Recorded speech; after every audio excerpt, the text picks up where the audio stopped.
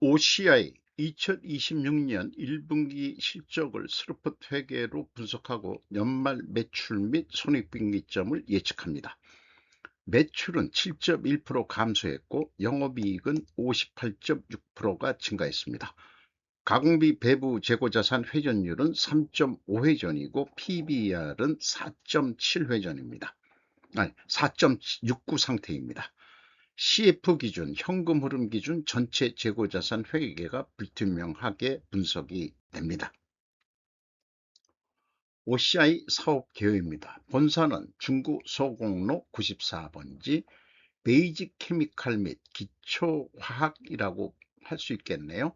카본 케미칼 사업으로 구분되며 안정적인 기초화학 소재 사업을 바탕으로 반도체 및 2차 전지 소재 사업을 확대하고 있다. 베이직 케미컬 사업 부분의 매출 비중은 약 35%, 대표 제품인 반도체용 폴리실리콘은 SK 실트론 등 반도체 웨이퍼 업체에 판매한다. 반도체 제조 공정에 사용되는 인산, 과산화수소, 헥사클로로디디실란, 흉드 실리카와 2차 전지 소재로 사용되는 클로르 알칼리 등도 생산하고 있다. 카본 케미칼 사업분의 매출 비중은 약 64%이며 대표 제품인 카본 블랙은 한국 타이어, 넥센 타이어 등 자동차 타이어 업체 주로 판매한다. 금호 타이어, 중국 자본이 들어온 금호 타이어는 거래를 안 하네요. 걔네들은 중국에서 또 갖다가 써갔죠. 카본 블랙 외에는 피치, BTX, 벤젠, 톨루엔, 사이렌이라고 실렌 어떻게 발음해야 되나요? 가소제, 피, 무스타, 무스, 무수, 프탈산 등이 있습니다.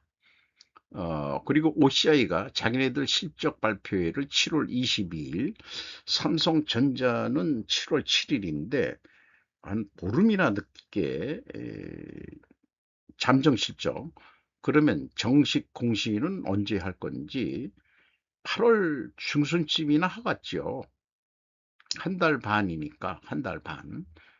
기한 그 학생들처럼 방학 숙제하는 것처럼 꼭 그 방학 개학 전날 다들 그냥 몰아가지고 다 공시하는 경향이 있어가지고 빨리 하려고도 하지도 않아요. 주가는 89,100원으로 1년 전보다 53.1% 상승했습니다. PBR은 4.6%, 95% 상승했습니다. 최대 주주는 OCI 홀딩스로 44.97%, 이 OCI 홀딩스의 최대 주주는 이화영 씨로 7.87%, 외국인이 13.24%인데 JP모건 메릴 린치가 눈에 띕니다. 스루봇 회계로 분석한 결과입니다. 매출은 4,484억 원으로 7.1%가 감소했습니다. 매출 재료비는 14.2%가 감소했습니다. 그 갭이 마이너스 7.2%이기 때문에 원재료 가격이 하락했다고 1차 추론을 해볼 수 있습니다. 운영경비는 11.4%입니다. 그러면 스루풋 영업이익이 219억 6,900만 원으로 58.6%가 증가했습니다. 그러나 원가회계 영업이익보다는 55억 7,700만 원이 적은 수치입니다. 이것은 가공비 배부 재고자산이 증가했기 때문입니다. 재고 회전율은 3.5회전으로 연간 예상됩니다. 이게 그렇게 높지가 않습니다. 이게 5.4회전 정도 있는데 거의 2회전 정도나 떨어져서 재고가 지금 남아 돌아가고 있다. 이렇게 봐집니다. 어쨌든 매출은 감소해도 영업이익이 증가하는 경우 뭐겠냐? 그럼 핵심적으로는 매출 재료 비율 하락은 원재료 가격이 하락했을 거다. 또는 판매 가격이 상승했을 거다. 둘 중에 하나 또는 복합적일 거다. 이렇게 원인 분석을 해낼 수 있습니다. 그 원가 회계도 매출 원가율이 5.1%가 감소했는데, 저는 그러면 2차 질문으로 매출 원가가 어떻게 내려갔는데 물어보는데, 스루프트 회계에는 매출 원재료를 바로 얘기할 수 있잖아요. 근데 매출 원가는 이게 제조 원가라는 게 또 있어 가지고, 이게 내역을 봐야만 설명이 되는 거니까, 이 원가 회계 세계는 어, 기업들의 이 영업 증가 원인 이런 것들이 숨겨져 있는 게 많습니다. 다만 이제 분석을 많이 해봐 가지고 아까 스르풋에서 얘기했는데, 매출 원가 감소 원인에는 재고 증가가 있다는 거죠. 그게 매출 원가 산식, 원가 회계의 고질적인 병폐이기도 합니다. 재고자산 내역입니다. 상품, 제품 합쳐서 가공비, 배부, 재고자산 4,239억 원, 연초보다 380억 6,300만 원이 증가했습니다. 총 재고자산은 260억 2,500만 원 증가했습니다. 매출은 7% 떨어졌는데 재고, 가공비, 배부, 재고자산은 10%가 증가했습니다. 이게 참 이 원가 세계의 문제점이라고 봅니다. 매출이 감소함에도 왜 재고를 줄이지 못하고 증가시키는 것일까? OCI가 어떤 장치 산업으로서 컨트롤하기가, 공정관리 컨트롤하기가 쉽지가 않아서 그런 거냐? 음, 그런 생각도 있긴 있습니다만은, 그래도 할 방법이 있을 거예요. 가동률 뭐 이런 조정 등을 통해 가지고. 비용의 성격적 분류 내용 분석입니다. 제품의 변동이 395억 5,100만 원 마이너스면 증가했다는 뜻이고요. 원재료 및 유틸리티 사용액이 있네요. 유틸리티면은 이 화학 공정을 위해서 증기라든지 전력, 그다음에 스팀, 에어, 뭐 여러 가지가 들어갈 수가 있습니다. 워터. 근데 이제 뭐가 유틸리티를 사용했는지, 이게 화학 반응을 하는데 분명 물이 들어갈 것 같아요. 그러니까 이제 워터, 이런 거 아니겠는가 싶기도 하고요. 아니면은 또 화학 반응을 위해서 온도 같은 거 이런 게 들어갈 수도 있겠죠. 그리고 상품 매출 원가를 따로 표현을 했고 기타 원가까지 있습니다. 요걸 그냥 묶었습니다. 그래서 ABC를 더한 MC 매출 원가 재료비, 가공비가 배부된 매출 원가 재료비는 3,146억 원으로서 15.3%가 감소했습니다. 운영경비는 반대로 11.4% 증가했습니다. 운영경비 1,062억 원에서 판매관리비 457억 원을 뺀 605억 원이 공장 가공비가 되겠습니다. 가공비율 14.7%, 그 다음에 재료 비율이 85.3%, 재료 비율이 1.8% 하락했기 때문에 여기서도 원재료 가격이 하락했다고 2차 추론을 해볼 수 있습니다. 재고자산의 변동 검증액은 상품의 증감액을 가감하면 일치합니다. 또 PQ 총 제조 비용도 맞아떨어지고요. 그 다음에 현금 흐름표가 아쉽게 맞아떨어지지가 않습니다.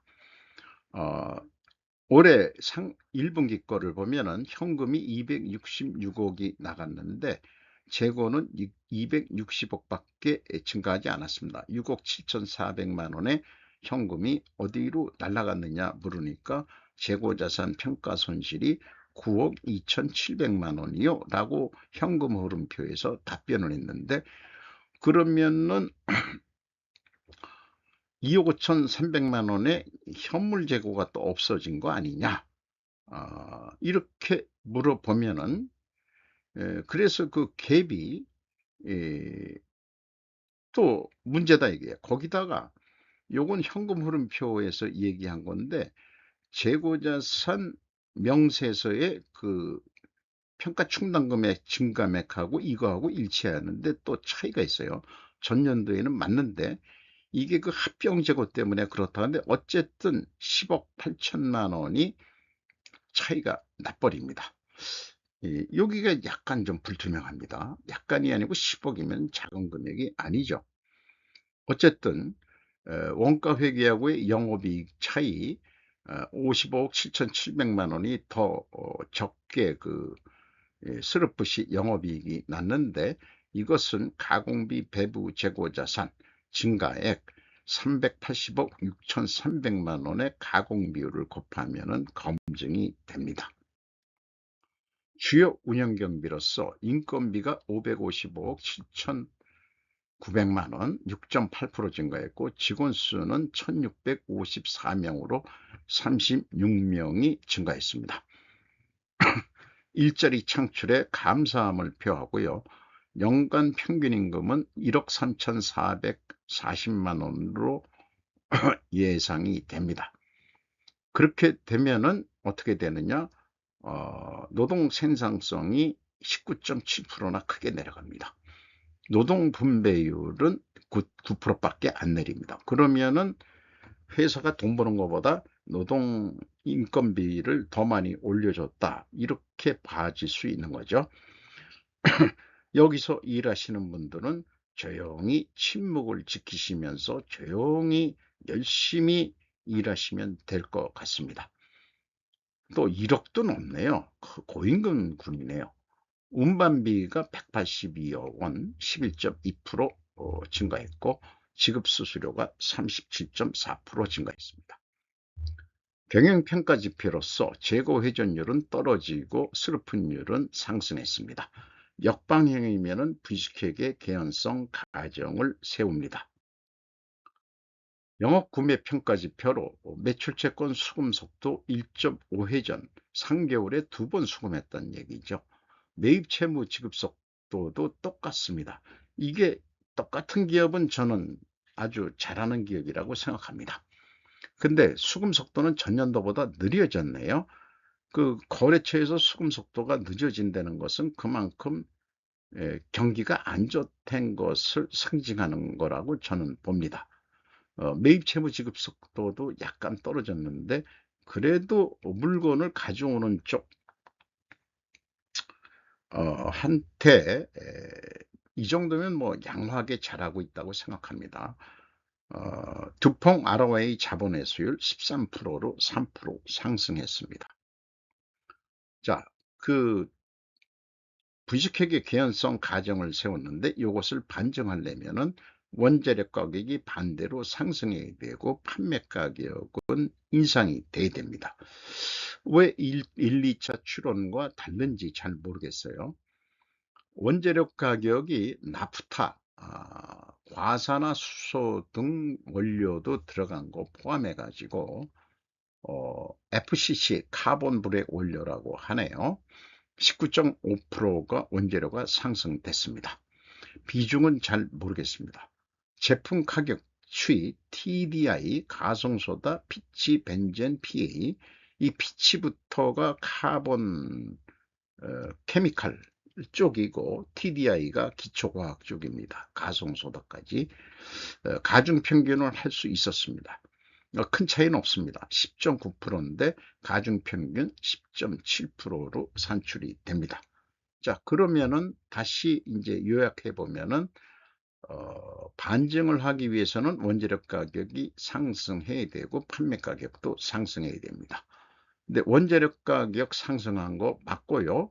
판매 가격 상승도 했습니다. 반증 패스로 간주합니다. 원재료 가격이 이렇게 올랐으면은 가격 인상을 16.9% 해야 되는데 10.7%까지 올리질 못했습니다. 원재료 대비 상대적 하락 인식은 할 수 있는데 매출이 감소하면서도 영업이익은 늘었잖아요. 이게 뭔가 논리적으로 앞뒤가 안 맞아 떨어집니다. 판매 비중에 무슨 문제가 있는 건지, 솔직히 이런 화케미칼 쪽의 이 분석이 만만치가 않네요. 그리고 회사가 제시한 그 원재료 가격이나 판매 가격의 신뢰도, 이런 거는 검증해 볼 방법이 또 없는 거죠. 어쨌든 반증 패스로 간주하겠습니다. 이런 것까지 제가 이제 그 추적 분석을 해보는 거죠. 1분기 실적을 토대로 매출이 뭐 한 8% 정도, 7.1% 정도 감소가 된 거를 염두에 두고서 운영경비 1 더하기 300%, 영업이익도 그렇게 해서 스르픈율로 나누면은 1조 7,936억 원을 할 것 같습니다. 매출 재료비 기준으로도 똑같이 매출 재료비율로 나누면은 1조 7,936억 원을 할 것으로 예상이 됩니다. 근데 약간 저희가 그 예측의 퀄리티를 좀 올려보기로 하죠. 제가 동일한 방법으로 예측을 했다면은 어, 올해 2025년도에 1조 9,300억을 하기로 됐는데 실제 결과는 1조 7,941억 원을 했습니다.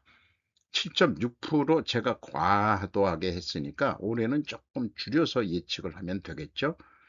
그런데 이미 줄어졌으니까 그대로 가기로 일단 생각을 해보고요. 손익분기점을 보면은 9.9월입니다. 그리고 전년도에는 10.5개월, 이 올해가 손익분기점이 0.6개월, 한 20일 정도 앞당겨지니까 추가 매출 목표로 잡을 필요가 있지 않겠냐, 그렇게 생각하는데, 어쨌든 그래서 310%를 잡자. 좀 이렇게 잘 될 때, 그래서 1조 8,384억 원, 이렇게 계획을 세워보고, 요거를 어떤 납품 단가라고 하면은 아까 뭐 TDI 제품 톤당 183만 8천 원에 판대면은 10만 원 돈 남는다. 그런데 매출 달성 시기가 12.3개월이면은 이룰 수 없는 거죠. 그러면 이룰 수 있게 하려면 어떻게 할 거냐? 방법론은 운영 경비 같은 거 안 치고 월급 안 감고 사람 안 내보내고 할 방법은, 지금 이 손익분기점은 9.9월로 늘어나 버리니까, 아니 이렇게 되니까 어, 매출 달성 시기만 조정하면은 뭘로 할 수 있거냐? 재고 회전율로 저는 제시를 합니다. 이게 12가 나오기 위해서 재고 회전율을 제가 요 변동 요소를 조정합니다. 4.1회전, 15.8회전 더 증가시켜야 됩니다. 그러면은 매출이 거꾸로 연말까지 2조 1,128억 7억 원, 이게 실질적으로 이게 안 일어나더라도 종합적인 효과가 영업이익이 늘어나는 효과를 볼 수 있다라고 저는 주장을 하는 거예요. 그래서 12월 달에 이것을 달성할 수 있다. 그 알고리즘은 비공개하겠습니다. 그리고 원가 회계상 310%로 했을 때는 재고가 증가했을 때하고 감소했을 때하고 각각의 매출 원가를 고려를 해야 되는데, 이걸 납품 단가로 비유를 한다면은 영업은 그럴 수가 없으니까 어, 이렇게 견적서를 브릭다운해서 내면은 206만 원은 받아야 되는데, 스루프 관점에서는 183만 8천 원의 계약을 한단 말이죠. 그러면은 이게 적자가 됩니다. 그러면은 어떻게 흑자를 낼 거냐? 매출원가율을 91%로 내려야 그나마 흑자가 됩니다. 그러니까 원가 회계는 계속 생산을 해내서 재고를 늘려야 되는 그 마녀한테 지금 빠져가지고 헤어나오질 못하는 거예요.